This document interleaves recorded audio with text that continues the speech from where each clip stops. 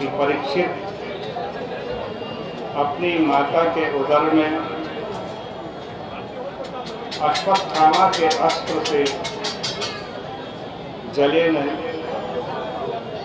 क्योंकि उनके ऊपर भगवान की कृपा थी। ब्राह्मण के क्रोध से भी परीक्षित व्याकुल नहीं हुआ, क्योंकि उन्होंने भगवान के चरणों में अपना मन अर्पित कर दिया था। समस्त आसक्तियों को छोड़ करके सुखदेव जी से ज्ञान प्राप्त किया। जो भगवान के भक्त होते हैं वो भगवान के चरणार विंद का स्मरण करते हैं, उनको किसी प्रकार का दुख नहीं होता। अंत में परीक्षित ने गंगा जी में अपना शरीर छोड़ दिया। जब तक परीक्षित राजा रहे, पृथ्वी पर कलयुग की प्रवृत्ति नहीं हुई। असल में कलयुग का कोई डर नहीं है। तो मूर्ख होते हैं, बालक होते हैं और प्रमादी होते हैं, उन्हीं के ऊपर कलयुग का प्रभाव पड़ता है। लेकिन जो भगवान का आश्रय ग्रहण कर लेते हैं, उनका कलयुग कुछ नहीं बिगाड़ पाता। इसलिए भगवान की कथा ही कथनीय है, इसकी चर्चा करनी चाहिए। ऋषियों ने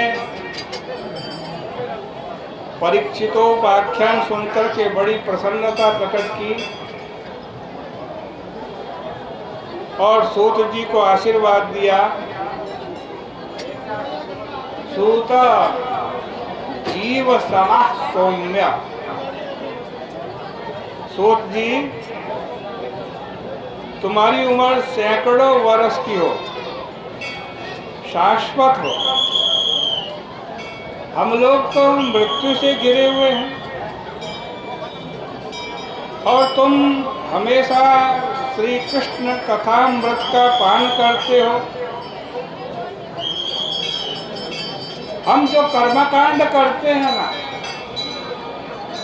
उसका कोई आश्वासन नहीं है। यज्ञ में धुआं उठता है और धुएं से अंतःकरण धूमिल हो जाता है। धूम धूमात्मनाम भवान। ऐसी स्थिति में यदि गोविंद चरणामृत के पान का सौभाग्य मिल जाए, क्षण मात्र के लिए भी भगवान की कथा सुनने का अवसर मिल जाए, तो इसकी बराबरी स्वर्ग से और मोक्ष से भी नहीं कर सकते। नाना प्रकार के मनोरथों और भोगों में क्या रखा है, इनसे भला कौन तृप्त होगा। हे सूत जी, हमें तो भगवान की वह कथा सुनाओ जिसको सुनकर के परीक्षित का कल्याण हो गया। सूत जी ने कहा, बस हे ऋषियों, आज हमारा जन्म सफल हो गया। हमारी जाति तो ऊंची नहीं है। सूत जी कह रहे हैं हम नीच कुल में पैदा हुए हैं, लेकिन आज उसका दुख हमारे को बिल्कुल भी नहीं है।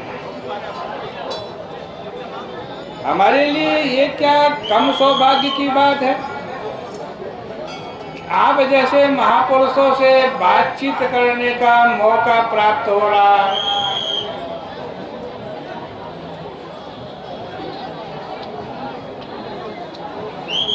फिर जब भगवान की चर्चा करने को मिले तो फिर कहना ही क्या। स्वयं भगवती लक्ष्मी दूसरों को छोड़कर भगवान की आराधना करती है। भगवान के चरणों की धोवन ही गंगा जी की धारा है। शंकर जी के सिर पर गिर करके उनको पवित्र करती है। मुकुंद को छोड़ करके भगवत पदार्थ दूसरा और कौन हो सकता है? याद रख, मुकुंद का अर्थ समझो। मुकुंद किसे कहते हैं? भगवान का नाम है ना मुकुंद। मुकुंद उसको कहते हैं जो मुक्ति का दान करे, उसका नाम मुकुंद है।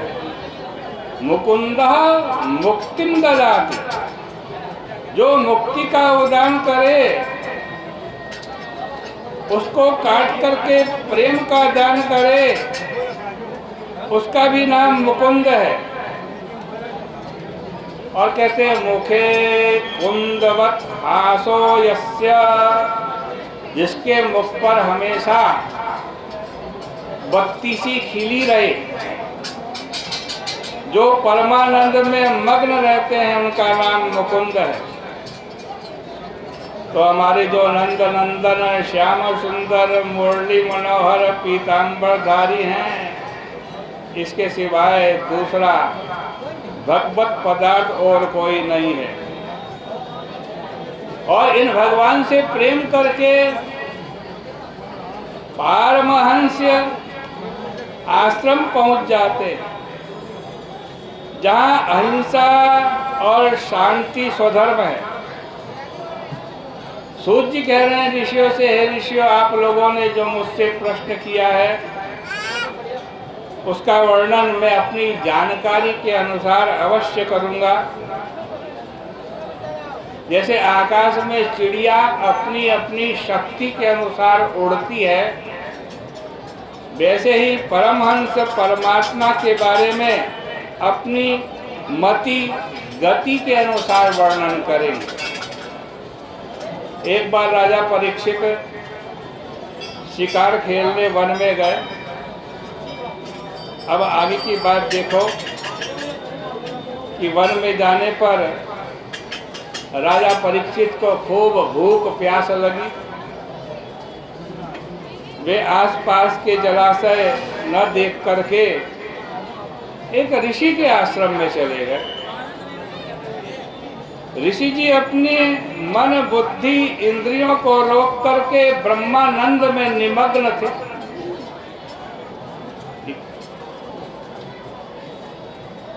जागृत स्वप्न सुसुप्ति तथा सत्व रज तम को पार करके और विश्व तेजस प्राज्ञ भाव को भी छोड़ करके